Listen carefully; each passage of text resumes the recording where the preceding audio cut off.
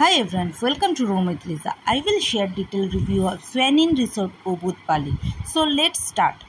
এই যে রাস্তার শেষে পড়বে আমাদের সোয়ান ইন রিসর্ট, আর এই যে স্কুটিগুলো পার্ক করা আছে এগুলো কিন্তু রেন্টে দেওয়া হয়। আমরা এখান থেকে স্কুটি রেন্টে নিয়ে পুরো উবুদটা ঘুরেছিলাম। এখান থেকে 100 মিটার মতো ভিতরে গেলে সোয়ান ইন, আর এই আশেপাশের যে বাড়িগুলো দেখতে পাচ্ছেন এগুলোও কিন্তু রিসর্ট। আপনারা চাইলে এগুলোও বুক করতে পারেন। তো চলুন দেখা যাক সোয়ান ইনটা কেমন।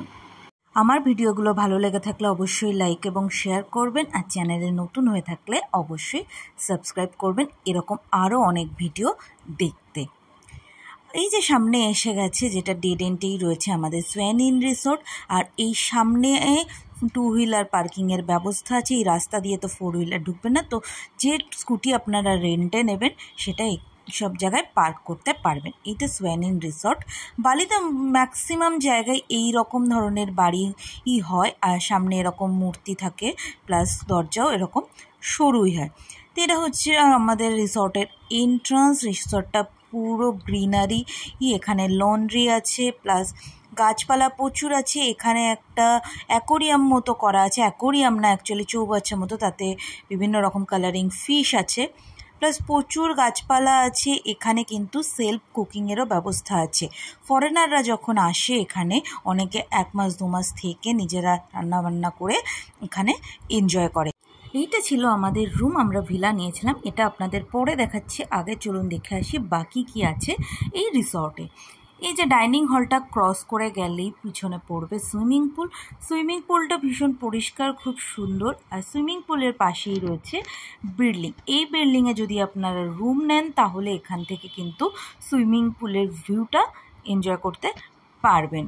সেটাও পসিবল আছে, যেহেতু আমরা ভিলা মতো নিয়েছিলাম তাই আমাদের ওটা ভিলার দিকেই ছিল। আর বালিতে যে কোনো হোটেলেই আমরা দেখেছি সুইমিং পুলটা এরা প্রচণ্ড পরিমাণে মেনটেন করে রাখে, খুবই পরিষ্কার, বেশ সুন্দরভাবে আপনারা সুইমিং পুলটা এনজয় করতে পারবেন। এবার সুইমিং পুলটা থেকে আমরা দেখাই আপনাদের ডাইনিংটা কেমন। এই জায়গায় এটা হচ্ছে ডাইনিং স্পেস। এখানে আপনাদের চেয়ার টেবিল দিয়ে বসারও ব্যবস্থা আছে। এই যে বললাম ফরেনাররা এখানে থাকে 1-2 মাসের জন্য, একজন থেকে এখানে ওয়ার্ক ফ্রম হোম করছে। আর এই হচ্ছে রান্নার জায়গাটা, কিচেনে এখানে আপনাদের যাবতীয় মশলাপাতি যেগুলো বেসিক নিডস সেগুলো দেওয়া আছে, গ্যাস আছে, প্লাস বাসনও রয়েছে, চায়ের কাপ থেকে শুরু করে প্লেট এসবও পেয়ে যাবেন, হাতা এসবও পেয়ে যাবেন। এবার দেখাই আমাদের রুমটা কেমন ছিল। রুমের সামনেই ছিল একটা সোফা সেট, টি টেবিল, প্লাস একটা সিঙ্গেল সোফা, আর জামা কাপড় মেলার স্ট্যান্ডও এখানে ছিল।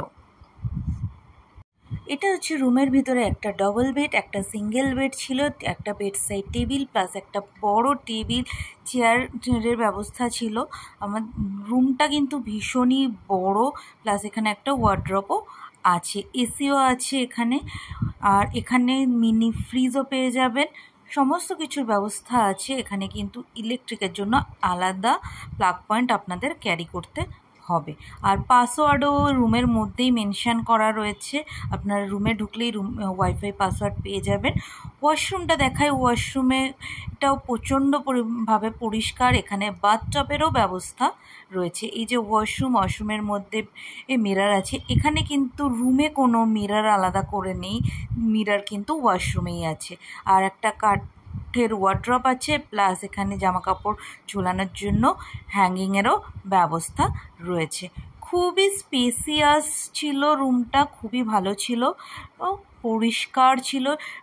মেনলি যেটা ওয়াশরুমটা খুব পরিষ্কার, যেটা সবচেয়ে বেশি দরকার। খুবই ভালো ছিল রুমটা, আপনারা আসলে এখানে আসতেই পারেন। আর প্লাগ পয়েন্টগুলো কিন্তু এই রকম, এখানে বালিনিস প্লাগ পয়েন্ট রয়েছে। এখানে কিন্তু ইন্ডিয়ান অ্যাডাপ্টার কাজ করবে না, তার জন্য আপনাদের ট্রাভেল অ্যাডাপ্টার নিতে হবে।